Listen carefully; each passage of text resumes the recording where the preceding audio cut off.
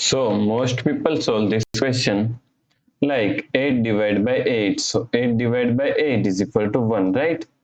Then again 8 divided by 8. So 8 divided by 8 is equal to also 1.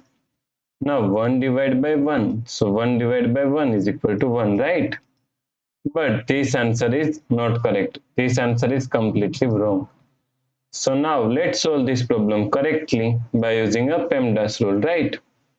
So PEMDAS, P E M D A S. According to PEMDAS rule, first priority is parentheses, then second priority is exponents, then third priority is multiplication and division.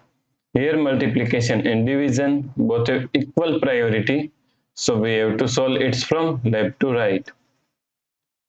Then fourth and last priority is addition and subtraction. Also addition and subtraction both have equal priority, so we have to solve it from left to right.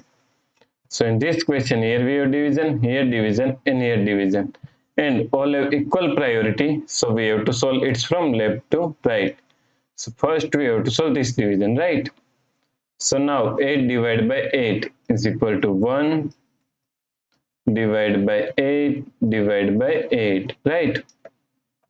Now 1 divided by 8 can be written as 1 upon 8 divided by 8, right? Now according to KCF rule, K means keep this first fraction 1 upon 8 as it is same. Then C means change this sign from division to multiplication. Then F means flip this 8 is equal to 1 upon 8. Now 1 times 1 is equal to 1 and 8 times 8 is equal to 64. So the correct answer is 1 upon 64, right? If you like this solution, then please like, share and subscribe Virakti Education YouTube channel, and also do not forget to comment your answer. Thanks for watching this video.